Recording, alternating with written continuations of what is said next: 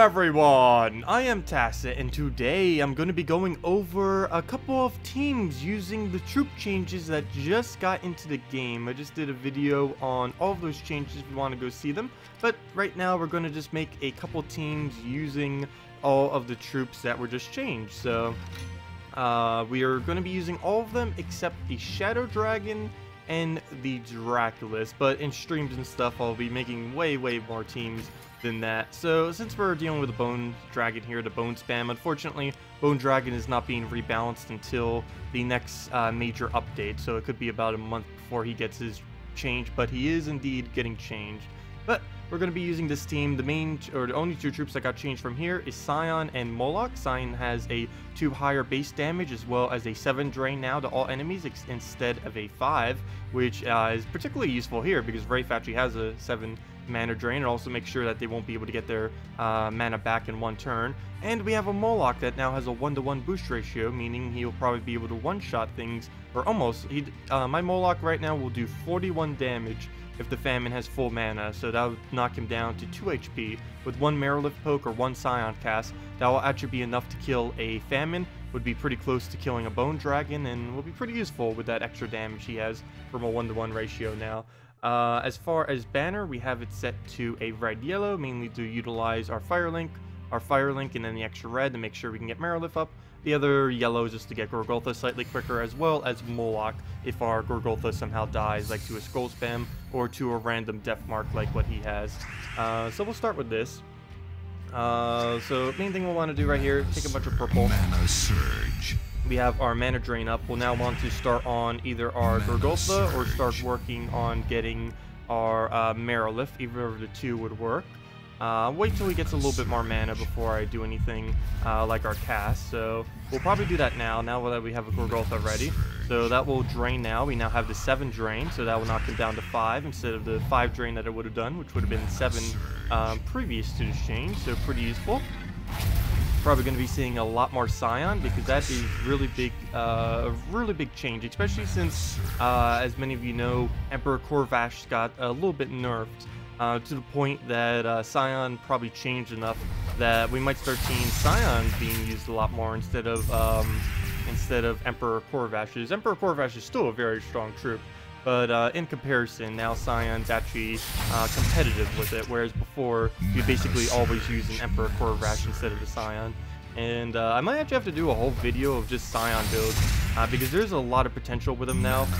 It might not seem like he got changed too much, but a 7 drain instead of a 5 drain to all enemies is pretty huge. He's basically like a mini Famine now, and we all know how annoying Famine is. Any of you who have ever had to fight one, especially earlier on in the game. Mana surge.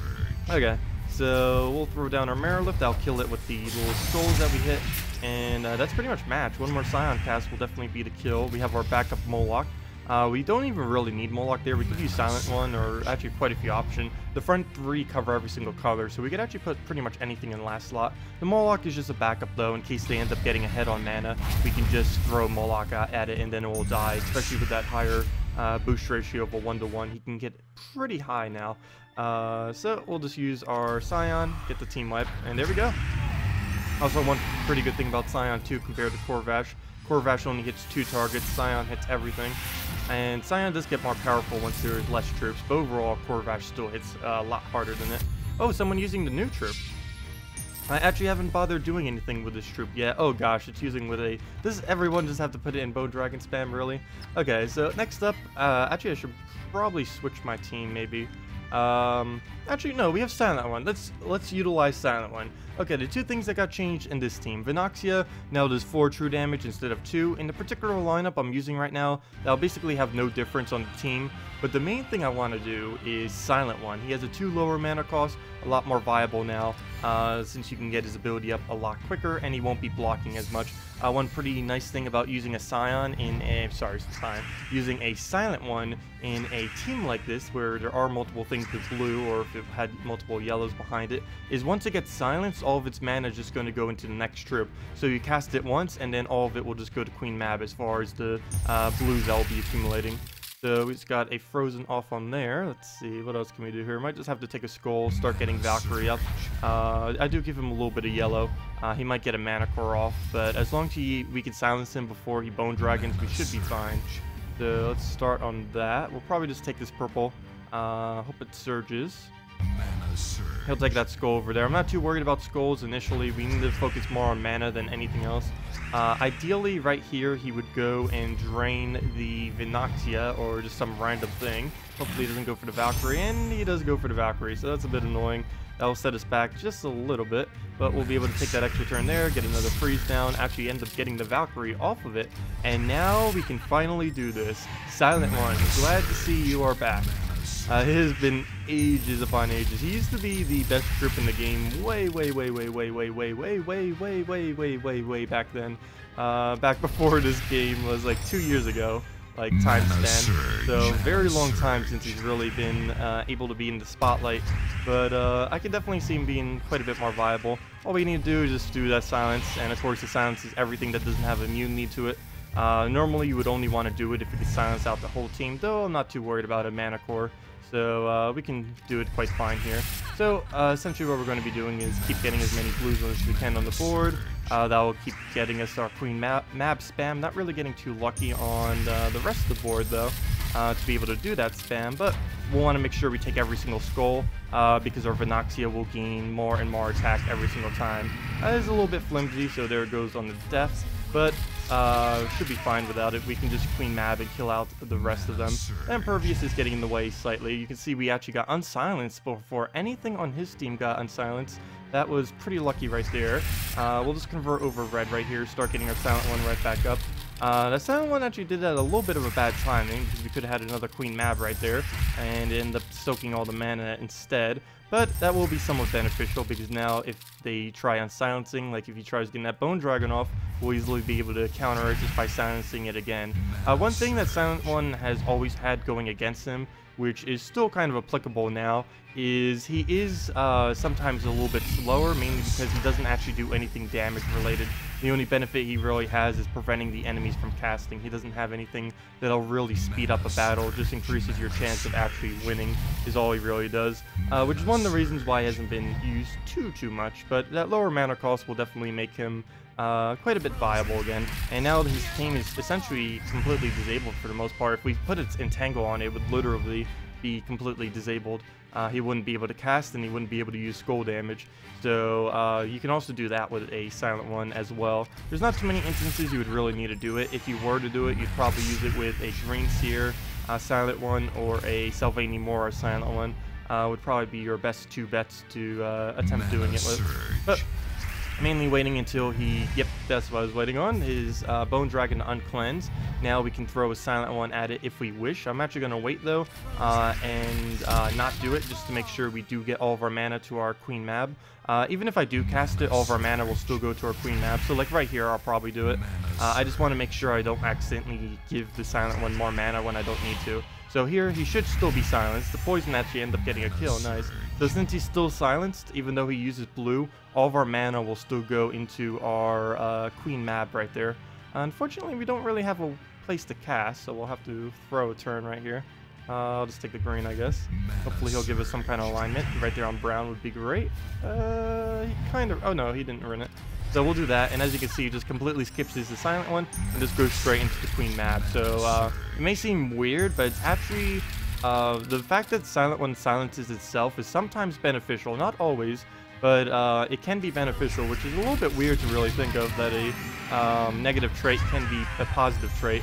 But there's other instances of that too, which I wish they would kind of add to the game, like being able to poison allies. There's actually quite a bit of benefit with things like Humility and Frenzy and a few other things in this game, or Believer fully traded, that would actually benefit if they were poisoned. And there's a couple negative SAS effects that can be used positively, and Silent One can actually do that, which is kind of interesting. And lastly, I will not be able to do Skull Spam to show this team, so let's see if we can get a repick here to not that. Oh no, did we freeze? Okay, good. No, we'll just go up against this. Okay, so he's just using all of those, And the red-blue wall. I'm going to be using Hydra, Orion, Lady Ornerial, and Keeper of Souls, 3 of which have been changed. Hydra now does a 3 higher base damage and 1 lower mana cost. Orion now has his bottom value scaled off of magic slightly, so it's not going to be as annoyingly low. It used to be a 3 to whatever the higher number is, now it's slightly scaled off of the magic. So you won't be seeing random 3s, 4s, single digits that are just facepalm worthy for a legendary. And Keeper Souls is a 1 lower mana cost. And his legendary trait, if you happen to have it, which is why I called it red blue wall, will summon a white, and we can just keep getting a red blue there as well to replace the Hydra if it happens to die, which in this instance it likely won't. We'll basically be using the Orion on the first troop, and just using it mostly for the death mark and for his ability damage. We could probably replace out the Orion in this team, maybe for a Valkyrie or something else. I kind of just wanted to try it with an Orion, since he did just get the change. Orion you'd basically still use the same way though in Skull Spam. I don't think you could really use him much in his ability spam, even with how his ability is now. But let's go try getting it up, okay. Because I'm not really going to be taking skulls until we can get him marked, mainly because he is using a Gorgotha, of course, so that's going to be way too tanky. So we will need to negate that some by doing double damage before we can really start hitting it. I do want to give him as many skulls as possible because we will do 3 damage to all of his to all enemies every single time we take a skull. So we will want to utilize that. I also set it to double purple banner just so we can get things like Lady Ornerial and mainly Lady Ornerial off quickly. Keeper of Souls would get sight of some of the extra bleeding of the mana as well. So the skull, we'll just keep leaving, keep letting it take it. We keep getting a little bit more damage on them every single time. He does have a very tanky team that he's using right now. But if we can just get Lady Ornerial going, should be fine. So yeah, we'll be able to kill it out with Super Hydra. And it does have that lower mana cost. Lower mana cost we won't really be utilizing too much. That extra base damage will be actually pretty more helpful probably than the 1 mana cost lower. I haven't really had much of an issue with mana cost with the Hydra, but of course 1 lower, there are teams that might be able to utilize that some in the future. And of course if you're that 1 mana short, that's always annoying when you're just exactly 1 mana short. And of course now that will happen slightly less with Hydra now. So he's just going to randomly buff one of his allies. Should probably just throw the Hydra. The amount of damage we have on it right now is pretty huge, but I'm going to go for the Lady Ornerial first, just so we get a little bit of mana down. We almost have our Skull Spam as well. I might go for the mana for that and hope that he keeps the mark on him. Oh wait, no, he's going to... Never mind. He would have cleansed anyways because Gorgotha cleanses now. So we'll throw a Lady Ornerial and see if we can actually get the green mana that we need. And if not, hopefully he'll take that skull. Okay, well, neither of the two happened, so we could just keep spamming Lady Ornerial. Lady Ornerial is basically a must-have if you're going to use a Hydra. It just is the best HP buffer in the entire game right now. Nothing even compares, except maybe a loyalty slightly. But still, Lady Ornerial overall is a lot better than a loyalty if you happen to have her. But if you don't have a Lady Ornerial, you can just replace it with a loyalty. Pretty much everyone has a loyalty because of how common it is. Mana surge. Okay, so we get that up, we'll be able to remark him, so we'll actually be able to get the skull spam. Of course, this would be more applicable if he didn't actually have a Gorgotha, but with that double damage on skulls, if we can just get a nice pairing going. Let's see, can we get brown or any color? Nope, he's not going to give us any color, is he? Oh, he's going to get the shield slam. Wish that would have hit the Hydra. Oh, that would have been a team wipe right there if he would have hit Hydra. One thing that we can actually do is deliberately miss if we really wanted to. We could do something like this on brown, and this will help get more damage on us, which is actually beneficial because he's going to be increasing our damage more and more. Plus, we get a little bit of damage on him. Something that's kind of funny is you can just use the Keeper of Souls just to give the enemy skulls. You don't even need to take them yourself with this team. And even if your Hydra wasn't fully traded, that would still be applicable. Though, of course, it's more applicable if you do have it fully traded due to the extra damage that it will start occurring over time. So we'll just get that again. Might throw another Lady Ornerial. I think at this point we can team wipe him. I haven't been keeping track of how much damage we've actually gotten on him. So we'll just take that, take this skull right here. That'll give us a little bit of purple for the skull spam. I might actually take that skull spam. Yeah, we'll take it on yellow. It'll also give him a little bit as well. So we'll just throw that. That should kill that out, and we should be pretty close to a kill. I should probably just throw the Hydra at this point already. I think I delayed him enough, so we get the kill. He didn't get a revive, so this could be a team wipe right here. We'll just take double skulls, a little bit of annoying armored. Everything on this team, I think, has like reduction. No, actually just the first two. But let's see. Yeah, he'll take the skull. This should be a pretty decent amount of damage. Yeah, that was somewhere around 300 and something damage. So really, really decent damage. So we'll get that right back up, and that will be matched. Of course, you could probably just cast it a lot earlier. I was trying to do a full team wipe, but this team is very, very tanky. Of course, optimally, you'd just want to go with a double cast on the Hydra. Yeah, we probably could replace out Orion too on this team. Normally, I do use it with like a Valkyrie, Lady, or an Ariel. I do really like using the Keeper of Souls, but it seems like a really weird pick. But you can really selectively give it skulls, unlike a Bone Dragon where you'd waste a lot of skulls.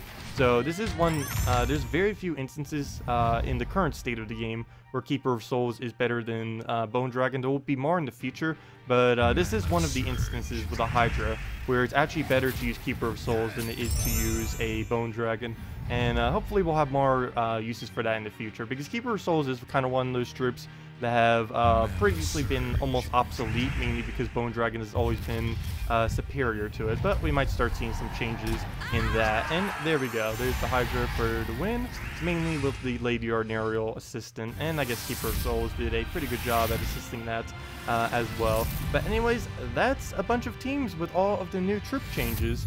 If you guys have any other questions about the troop changes, either see the other video or feel free to leave it in the comment section below. Other than that, we will definitely be using them a lot all throughout this week during streams and all of that. We'll be even streaming tonight at 8 p.m. Eastern Standard Time. My stream schedule these days, I will be making a nice graphic eventually for that. But for any of you that do not know, we stream Mondays and Tuesdays at 8 p.m. Eastern Standard Time, and Fridays and Saturdays from 10 a.m. to 4 p.m. Eastern Standard Time. Anyways, thank you all so much for watching. Hope this was helpful, and have a wonderful day.